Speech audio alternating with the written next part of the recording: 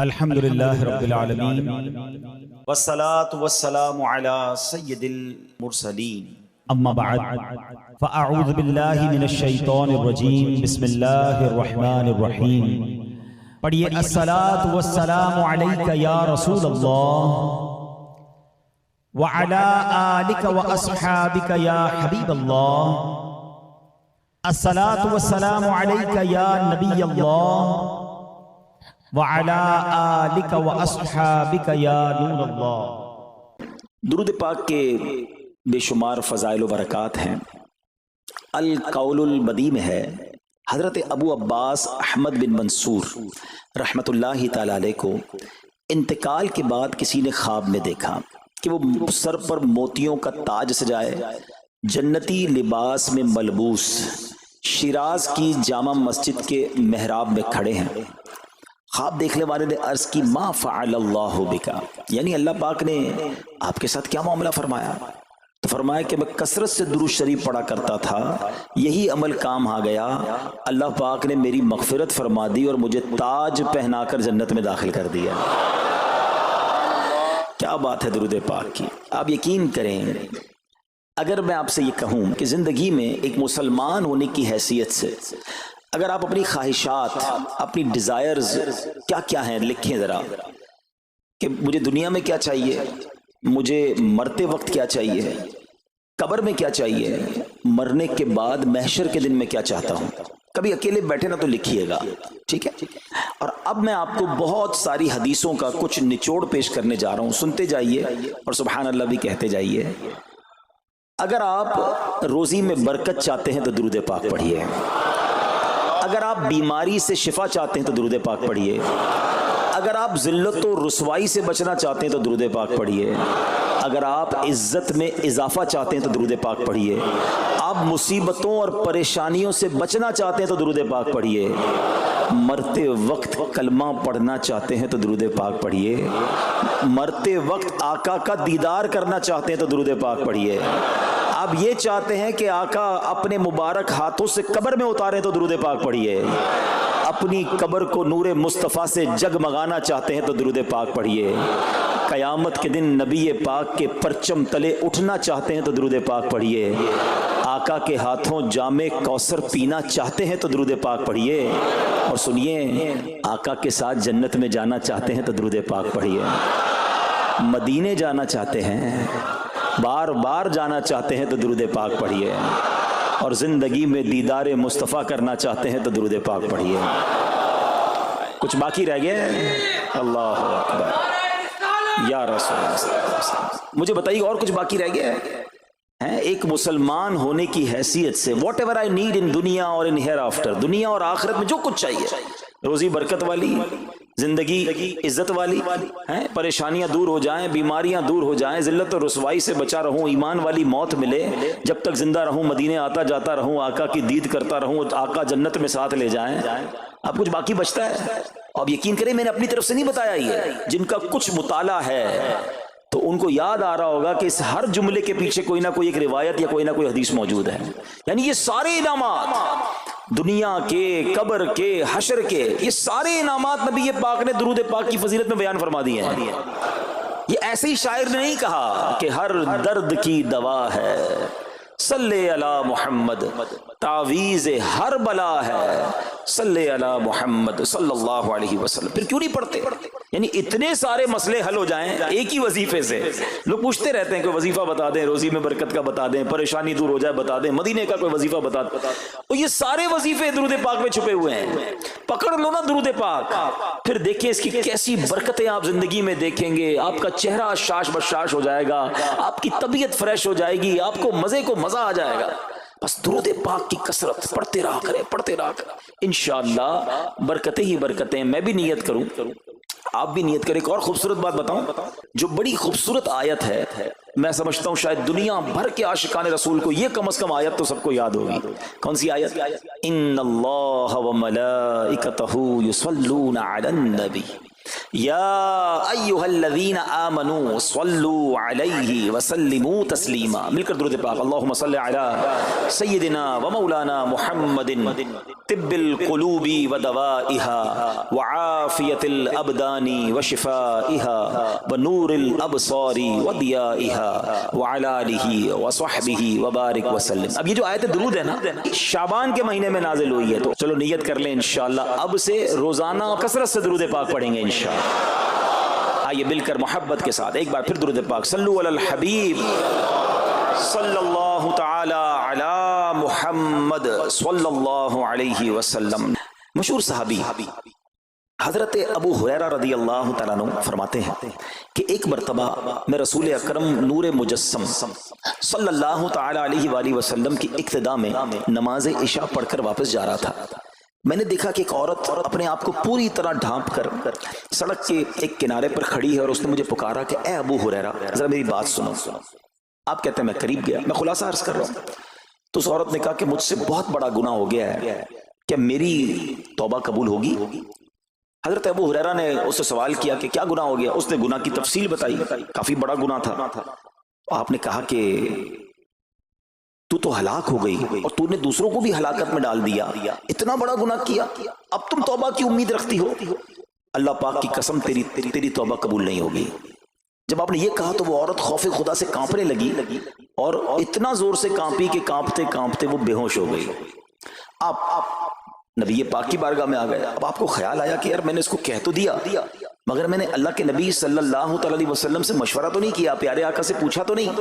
اب آپ نبی پاک علیہ السلام کی بارگاہ میں آئے اور آقا سے عرض کی کہ حضور ایسا ایسا ہوا اور ایک عورت مجھے ملی اور اس نے مجھے اپنا گناہ بتایا. میں نے کہا اتنا بڑا گناہ، اب تیری توبہ قبول نہیں ہوگی. اللہ اکبر. جب نبی رحمت شفیع امت صلی اللہ تعالی علیہ وسلم نے یہ بات سنی تو فرمایا انا للہ و انا الیہ راجعون. اے ابو ہریرہ تو خود بھی ہلاک ہوا اور تم نے اس عورت کو بھی ہلاکت میں ڈالا، کیا تمہیں اللہ پاک کا یہ فرمان یاد نہیں؟ پھر نبی پاک علیہ السلام نے قرآن مجید فرقان حمید کی یہ آیت تلاوت کی. ذرا غور سے تلاوت سنیے گا. اللہ کریم ارشاد فرماتا ہے بسم اللہ الرحمن الرحیم الا من تاب وآمن وعمل عملا صالحا فأولئك يبدل الله سيئاتهم حسنات وكان الله غفورا رحيما. ترجمہ کنز العرفان. مگر جو توبہ کرے اور ایمان لائے اور اچھا کام کرے تو ایسوں کی برائیوں کو اللہ نیکیوں سے بدل دے گا اور اللہ بخشنے والا مہربان ہے.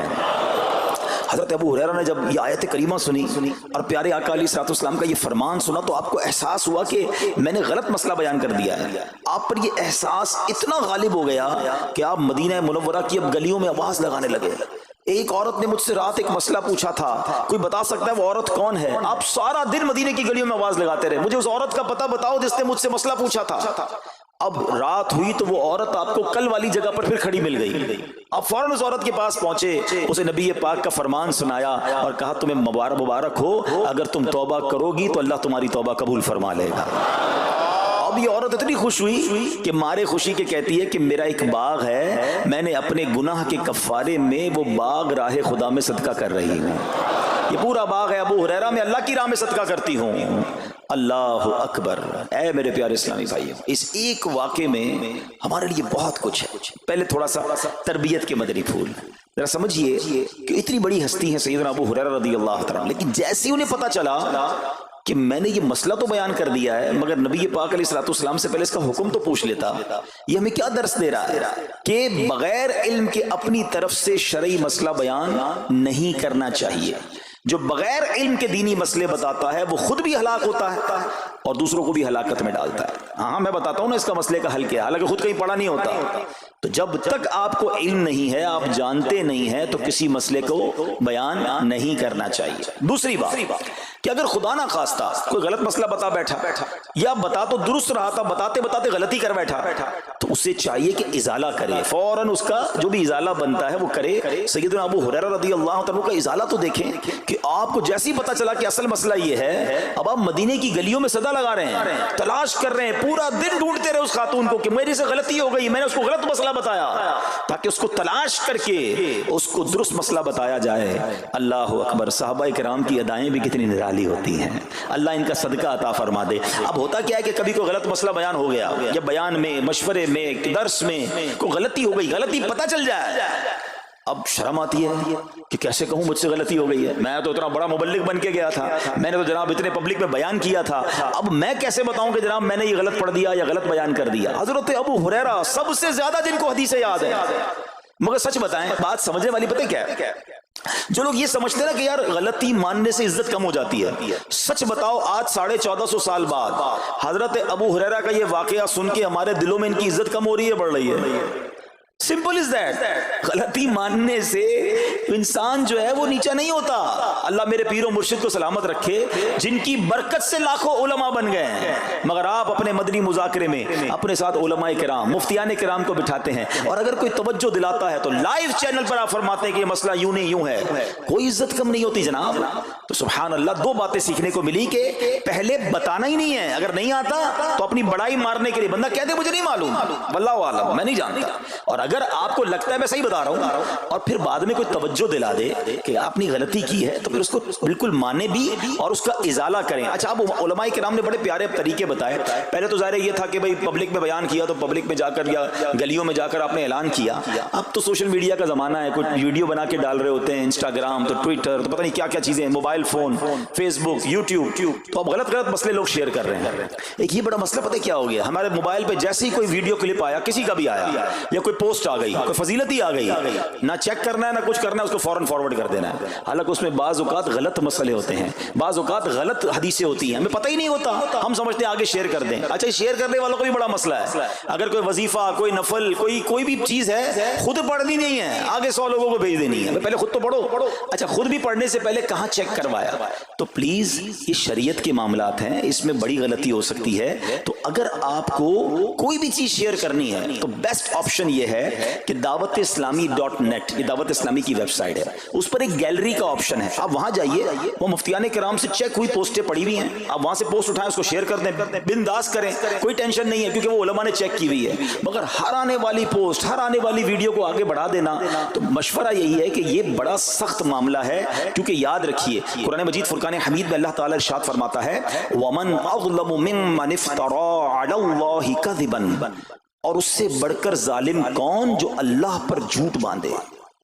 اچھا، اس کے بارے میں علماء فرماتے ہیں کہ اللہ پر جھوٹ باندھنے والا سب سے بڑا ظالم ہے۔ جب ہم کسی کو دینی مسئلہ بتاتے تو اس کا مطلب کیا ہوتا ہے کہ اللہ نے فرمایا یا اللہ کے حبیب علیہ السلام نے فرمایا، اس کا مطلب اگر ایسا نہیں ہے تو یہ اللہ پر جھوٹ باندھنا ہو گیا نا۔ ہم نے تو کہا مجھے تو پتہ نہیں تھا، کسی نے پوسٹ بھیجی تھی، کسی نے بتایا تھا، اچھا میں نے کہیں سنا تھا۔ اب کئی لوگوں کی تو عادت پتہ کیا ہے، ان کے ساتھ بیٹھو نا تھوڑی دیر، تھوڑی دیر بعد کہیں گے اللہ یہ فرماتا ہے، اللہ نے قرآن میں یہ فرمایا، پوچھو کدھر فرمایا، بولا یہ نہیں پتا، اللہ قرآن میں یہ کہتا ہے۔ کہاں کہتا ہے بتاؤ نا، آیت دکھاؤ، اللہ نے فرمایا یہ کرنا چاہیے، کہاں فرمایا؟ اپنی طرف سے۔ اچھا، کیونکہ کہیں سنا تھا، کہیں دوستوں کی محفل میں آدھی بات یاد تھی، ارے ڈرنا چاہیے کہ میں کیسے کہہ دوں کہ اللہ نے فرمایا، میں کیسے کہہ دوں نبی پاک علیہ السلام نے فرمایا، جب یاد نہیں، پڑھا نہیں۔ امیر اہل سنت کی آپ نے احتیاط دیکھی ہے، آپ حدیث کی کتاب منگاتے ہیں کہ پورا دیکھ کر پڑھتے ہیں، مگر یہاں تو اپنی مرضی سے چل رہا ہے معاملہ۔ خدا کے واسطے ہم سمجھ رہے ثواب کما رہے ہیں، اور ایسا نہ ہو کہ گناہ جاریہ والے کام ہو رہے ہوں۔ تو میں نے آپ کو آسان حل بتا دیا کہ دعوت اسلامی کے جو آفیشیل سوشل میڈیا کے پیجز ہیں، اگر آپ کو شوق ہے تو وہاں سے کوئی پوسٹ اٹھا لیں، وہاں سے کوئی چیز اٹھائیں اور اس کو شیئر کریں۔ باقی خدا را ان کاموں کو اپنی مرضی سے آگے نہ کریں، کہیں ہم گناہ گار نہ ہو۔ تو ایک بات تو ہمیں اس پورے واقعے سے سیدنا ابو ہریرہ رضی اللہ تعالیٰ کو جو انداز، آپ کی عاجزی، آپ کا ازالہ کرنا، آپ کا اس عورت کو تلاش کرنا، یہ سکھا رہا ہے کہ مسئلہ غلط بیان کرنا کتنا بڑا مسئلہ ہے۔ اللہ کرے کہ ہم اس کو سمجھیں۔ اب دوسری خوبصورت بات، آئے ہائے، عورت کا گناہ ہے، بڑا گناہ ہے، مگر نبی پاک نے جو آیت بیان فرما دی اور جو اس تک پیغام پہنچایا کہ توبہ کر لو، میرا رب توبہ قبول فرما لے گا۔ آئے ہائے میرے پیارے اسلامی بھائیو، کتنا ہی بڑا گناہ کیوں نہ ہو جائے، اللہ سے مایوس نہیں ہونا ہے، اس کی رحمت سے مایوس نہیں ہونا ہے، کیونکہ میرے آقا مدینے والے مصطفیٰ صلی اللہ تعالی علیہ وسلم فرماتے ہیں التائب من الذنب کمن لا ذنب لہ، گناہوں سے توبہ کرنے والا ایسا ہے جیسا اس نے گناہ کیا ہی نہیں ہے۔ ختم, null and void, deleted. یہ اتنی بڑی اللہ کی رحمت ہے کہ بس سچی توبہ ہو جائے نا, اللہ اس کو سارے اس کے گناہ معاف فرما دیتا ہے. حضرت عبداللہ ابن عبید رحمت اللہ تعالی سے روایت ہے, فرماتے ہیں کہ اللہ پاک کے نبی اور ہم سب انسانوں کے والد محترم حضرت آدم علیہ السلام نے اللہ پاک کی بارگاہ میں عرض کی, اے رب عز و جل, تو نے شیطان کو میرا دشمن بنایا ہے لیکن میری اولاد اس کا مقابلہ کرنے کی طاقت نہیں رکھتی. تو اللہ پاک نے فرمایا, اے آدم, آپ کی اولاد میں قیامت تک جو بھی انسان پیدا ہوگا میں اس کے ساتھ ایک محافظ فرشتہ مقرر فرما دوں گا جو انسان کے لیے شیطان کی جو چال ہے اس سے اس کی حفاظت کرے گا. حضرت آدم علیہ السلام نے عرض کی, مولا مزید کرم فرما. اللہ پاک نے فرمایا, اے آدم, آپ کی اولاد کو ایک نیکی کا اجر 10 گنا ملے گا. نیکی ایک کریں گے, اجر ملٹیپلائی بائی 10 ہو جائے گا. اور پھر اللہ نے فرمایا اس پہ مزید بڑھاؤں گا, جبکہ گناہ کوئی ایک کرے گا تو اس کے نامہ اعمال میں ایک ہی گناہ لکھا جائے گا. اللہ کی شان دیکھو, ایک نیکی اجر 10 گنا, گناہ ایک لکھا بھی ایک جائے گا. حضرت آدم علیہ السلام نے عرض کی, مولا اور کرم کر دے. دیکھو شروع سے ہم پر مہربانیاں ہیں. حضرت آدم علیہ السلام بھی اپنی اولاد کے لیے اللہ کی بارگاہ میں عرض کر رہے ہیں. اللہ پاک نے فرمایا, اے آدم, جب تک روح انسان کے بدن میں رہے گی میں اس کی توبہ قبول کرتا رہوں گا. جب تک زندہ ہے نا, جب تک توبہ کر لے اس کی توبہ قبول ہو جائے گی. اللہ اکبر, کتنا کریم ہمارا مولا ہے, ہمارا پروردگار کیسا رحیم ہے. جب بھی گناہ ہو جائیں فوراً اللہ کی بارگاہ میں حاضر ہو جایا کرو, اپنی غلطی کا اقرار کر کے شرمندہ ہو جایا کریں. انشاءاللہ کریم توبہ قبول ہوگی اور گناہوں کی میل سے دامن صاف ہو جائے گا. ارے توبہ جب ہو جائے نا اور بندہ سچی توبہ کر لے, دیکھو اللہ کیسا کریم ہے, کیسا کرم کرتا ہے. ایک بزرگ کے بارے میں آتا ہے, حبیب عجمی رحمت اللہ تعالی, ان کا نام تھا. ابھی بہت بڑے آپ اللہ کے ولی گزرے ہیں, بصرہ کے رہنے والے تھے, مگر توبہ سے پہلے آپ کی زندگی بڑی عجیب تھی. آپ بڑے امیر آدمی تھے, لوگوں کو قرضہ دیا کرتے تھے مگر سود پر قرضہ دیا کرتے تھے, سود لیا کرتے تھے. حال ایسا تھا کہ جب کسی سے سود لینے جاتے تھے یا قرضہ لینے جاتے تھے, وہ پیسہ نہ دیتا, لیٹ ہو جاتا تو اس سے جرمانہ وصول کر لیا کرتے تھے. ایک مرتبہ ایک مقروض کے دروازے پر گئے, وہ مقروض تو گھر پہ نہیں تھا, اس کی بیوی تھی. تو کہا میرا شوہر تو آج گھر پر نہیں ہے, نہ ہی میرے پاس رقم ہے کہ آپ کو دوں. آپ نے کہا مجھے تو چاہیے, کچھ نہ کچھ تو جرمانہ دینا ہوگا. تو اس نے کہا ہم نے ایک بکری ذبح کی ہے, گوشت تو سارا بانٹ دیا, کھا لیا, اس کا سر موجود ہے. آپ نے کہا یہی دے دو. سود میں پیسے نہیں ملے تو بکری کا سر لے آئے. اچھا, اب جب بکری کا سر لے کر آئے تو اپنی زوجہ کو کہا کہ پکاؤ اس کو. تو زوجہ بولی گھر میں نہ لکڑیاں ہیں نہ دوسرا راشن ہے. چنانچہ اب لکڑیاں اور دوسرا راشن وغیرہ بھی دیگر مقروضوں کے گھر گئے اور وہاں سے سود میں کسی سے لکڑیاں پکڑ لی, کسی سے دوسرا راشن مسالہ وغیرہ چیزیں پکڑ لی, وہ بھی لے آئے. چلو پکاؤ. اب زوجہ نے ہانڈی بنائی, ابھی کھانا تیار ہو رہا تھا کہ اتنے میں ایک بھکاری آ گیا. حضرت حبیب عجمی نے اس وقت تو توبہ نہیں کی تھی, اس بھکاری کو بھی باتیں سنا کر نکال دیا, گھر سے نکال دیا. اب کھانا تیار ہو گیا, کھانے کے لیے بیٹھے, مگر جیسے ہی زوجہ نے ہانڈی کا ڈھکن اٹھایا نا تو وہ سالن جو تھا بکری کے سر کی بجائے پورا سالن خون سے بھرا ہوا تھا. زوجہ نے پکار کر کہا کہ دیکھو تمہارے اعمال کا نتیجہ, تمہاری کنجوسی کا نتیجہ, پوری ہانڈی خون سے بھری ہوئی ہے. سود کا مال تھا نا. اب ہانڈی کا یوں خون میں بدل جانا آپ کے دل پر بڑی تنبیہ ہوئی, بڑا اثر ہوا کہ یہ میں کیا کر رہا ہوں, میں کون سی روزی کما رہا ہوں. اللہ سے جنگ ہے نا سود کا کام کرنے والا, وہ تمام لوگ سوچیں جو سود کا کام کرتے ہیں. اب جب آپ کے دل پہ چوٹ لگی تو آپ نے اب توبہ کرنے کا ارادہ کیا کہ بہت ہو گیا, اللہ کو بڑا ناراض کر لیا. تو آپ حضرت حبیب عجمی اب باہر نکلے کہ حضرت امام حسن بصری کی بارگاہ میں جاتے ہیں اور وہاں جا کر توبہ کرتے ہیں. مگر جیسے ہی اب باہر نکلے نا تو کچھ بچے کھیل رہے تھے. کھیلتے ہوئے بچے نے آواز لگائی, جلدی سائڈ پہ ہو جاؤ, دور ہو جاؤ, حبیب عجمی سود خور آ رہا ہے, کہیں ایسا نہ ہو کہ اس کے قدموں کی دھول ہم پر پڑے اور ہم بھی بدبخت ہو جائے. پھر دل پر چوٹ لگی کہ یار بچہ مجھ سے نفرت کرتا ہے, ایسا کام کرتا ہوں میں, اللہ بھی ناراض, اللہ کے بندے بھی ناراض, اور دل پر چوٹ لگی. حضرت حسن بصری رحمت اللہ تعالی کی خدمت میں گئے, بڑی سچی توبہ کی, اللہ کو راضی کرنے کے لیے پکی نیت کی. ابھی توبہ کی ہے, کوئی بڑی نیکیاں نہیں کر لی. واپس آ رہے ہیں, جیسے واپس آ رہے ہیں تو دیکھا کہ وہی بچے کھیل رہے ہیں. اب ان بچوں میں کسی نے آپ کو دیکھا تو کہا کہ اب حبیب توبہ کر کے آ رہے ہیں, دور ہو جاؤ, کہیں ہمارے قدموں کی دھول ان پر نہ پڑ جائے تو ہم گناہگار نہ ہو جائے. تھوڑی دیر پہلے یہ بچے کہہ رہے ہیں کہ دور ہو جاؤ, ان کی دھول پڑ گئی تو ہم بدبخت ہو جائیں گے, سود خور جا رہا. ارے ابھی توبہ کی ہے, اور اللہ نے اپنے بندوں اور مخلوق کے دل میں کیسی محبت ڈال دی کہ بچے کہہ رہے ہیں دور ہو جاؤ، ہمارے قدموں کی دھول حضرت حبیب پر نہ پڑ جائے، ہم گناہگار نہ ہو جائیں۔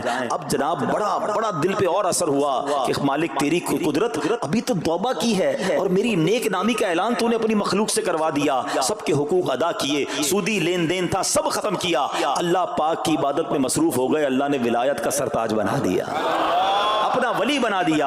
اے میرے پیارے اسلامی بھائیوں، یہ ہے توبہ۔ اللہ اکبر۔ اے میرے پیارے اسلامی بھائیوں، پتہ یہ چلا کہ عزت دوبارہ مل جاتی ہے، شرط صرف ایک ہے کہ آدمی صحیح راستہ اختیار کر لے۔ اولیاء کرام کی سیرت پڑھ کر دیکھیں، ہزاروں اولیاء کرام ایسے ہیں جو توبہ سے پہلے گناہوں میں مشغول تھے، معاشرے میں انہیں بری نگاہ سے دیکھا جاتا تھا، لوگ ان سے نفرت کیا کرتے تھے، مگر جب اللہ کی طرف آ گئے تو کیا کمال ہوا کہ اب جناب لوگوں کے دلوں میں تو دلوں میں، جانوروں کے دلوں میں بھی اللہ نے اپنی مخلوق کے دلوں میں ان کی عزت ڈال دی، کیونکہ عزت کس کے پاس ہے؟ رب کے پاس ہے۔ دلوں کا اختیار کس کے پاس ہے؟ وہ رب کے پاس ہے۔ آسمان ولایت کا ایک اور چمکتا ستارہ حضرت فضیل بن عیاض رحمت اللہ تعالی علیہ توبہ سے پہلے ڈاکو تھے۔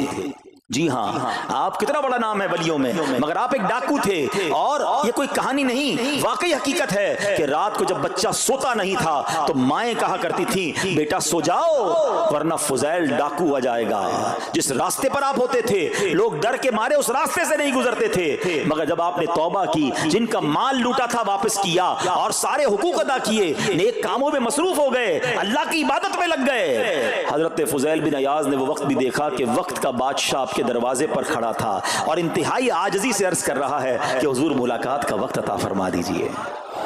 اللہ کی راہ پہ جو چل پڑے، سچی توبہ کر لے، اللہ پھر کیسی عزت عطا فرماتا ہے۔ حضرت بشر حافی کا واقعہ آپ کو یاد ہوگا، آپ توبہ سے پہلے شرابی تھے، شراب کے نشے میں دھت رہا کرتے تھے۔ بڑا خوبصورت واقعہ ہے کہ اللہ کے نام کی جب آپ نے تعظیم کی اور آپ کو یہ پیغام ملا کہ اے بشر تم نے ہمارے نام کو بلند کیا، ہم تمہارے نام کو بلند کریں گے، آپ نے توبہ کی، عبادت میں لگ گئے۔ اللہ تعالیٰ کی معرفت کا عالم یہ تھا کہ آپ ننگے پیر رہا کرتے تھے۔ حافی کہتے ننگے پیر رہنے والوں کو، اب جب آپ ننگے پیر گلیوں میں گھوما کرتے تو اس شہر کے جانور راستے پر نجاست نہیں کرتے تھے۔ کیوں نہیں کرتے تھے؟ کہ حضرت بشر ننگے پاؤں رہتے ہیں، کہیں ان کے پیر گندے نہ ہو جائیں۔ ارے وہ شخص جو توبہ سے پہلے شرابی ہے، اب جانور بھی ادب کر رہے ہیں، بلکہ عالم یہ تھا کہ ایک چرواہے کے ایک جانور نے راستے پر گندگی کر دی تو اس نے کہا ہو نہ ہو لگتا ہے حضرت بشر کا انتقال ہو گیا ہے۔ جب معلوم کیا تو پتا چلا کہ ہاں حضرت بشر حافی کا انتقال ہو گیا۔ اللہ اکبر، گویا اللہ نے جانوروں کے دلوں کے اندر بھی ان کی عزت ڈال دی، کیونکہ انہوں نے رب کی بارگاہ میں سر جھکایا، انہوں نے دنیا والوں کی پرواہ نہ کی، انہوں نے رب کو راضی کرنے کی فکر کی۔ تو اے میرے پیارے اسلامی بھائیوں، یہ خیال دل سے نکال دو کہ جناب عزت پیسے سے ملتی ہے، عزت شہرت سے ملتی ہے، جناب سوٹ بوٹ ہو، ذرا اچھے کپڑے پہنوں، اچھی جناب لگژری گاڑی سے اتروں گا تب عزت ملے گی، ارے جناب مہنگا موبائل ہاتھ میں ہوگا تب عزت ملے گی، عالی شان کوٹھیوں میں رہوں گا تب عزت ملے گی۔ یہ بھول ہے تمہاری۔ آؤ قرآن کیا کہتا ہے، عزت کہاں سے ملے گی، عزت کس کو ملتی ہے؟ اللہ قرآن میں فرماتا ہے من کان یرید العزت فللہ العزت جمیعا۔ اللہ کہتا ہے، قرآن فرماتا ہے جو عزت کا طلبگار ہو تو ساری عزت اللہ ہی کے پاس ہے، ساری عزت اللہ کے پاس ہے۔ وَتُعِزُّ مَن تَشَاءُ وَتُذِلُّ مَن تَشَاءُ بِيَدِكَ الْخَيْرُ۔ خدا کی قسم، دنیا کی ساری دولت کسی کے پاس ہو، اس کے کروڑوں فالوورز ہوں، لوگ کہتے ہیں سوشل میڈیا پہ فالوور ہونے چاہیے۔ آج کل تو کسی کا مرتبہ چیک کیسے ہوتا ہے؟ چیک تو کرو اس کے پیج پر اس کو چاہنے والے کتنے ہیں۔ لوگ بتاتے ہیں میرے اتنے ملین فالوورز ہیں، اتنے لاکھ مجھے دیکھنے والے ہیں۔ میں ان سب سے پوچھتا ہوں جن کے کروڑوں فالوورز ہیں، تمہارے فالوورز تمہیں دیکھنے والے گناہ کی وجہ سے ہیں یا نیکی کی وجہ سے ہیں؟ کبھی سوچا کہ 1 کروڑ لوگ تمہیں دیکھتے ہیں مگر تمہارا ناچ گانا دیکھتے ہیں، تمہاری بے حیائی دیکھتے ہیں، اور وہ جب بھی دیکھتے ہیں سارا گناہ تمہیں بھی ملتا ہے۔ یہ کیوں نہیں سوچتے کہ یہ فالوورشپ کیا کرنی ہے؟ یار میرے اتنے فالوور، میرے اتنے چاہنے والے، میرے پاس اتنا پیسہ، ساری دنیا تمہیں چاہے اور رب نہ چاہے نا، سب برباد ہو جائے گا۔ ہاں جب رب نے چاہنا ہے ذلیل و خوار ہو جاتا ہے انسان، اور رب نے جس کے مقدر میں عزت لکھی ہے نا اسے ایسا عروج عطا فرماتا ہے۔ بتاؤ نا کون سا یوٹیوب، کون سا فیس بک تھا خواجہ غریب نواز کے زمانے میں؟ لوگ کہتے اتنے ملین فالوور، میں بتاتا ہوں دنیا کا کون سا مسلمان ہے جو میرے خواجہ غریب نواز کو فالو نہیں کرتا؟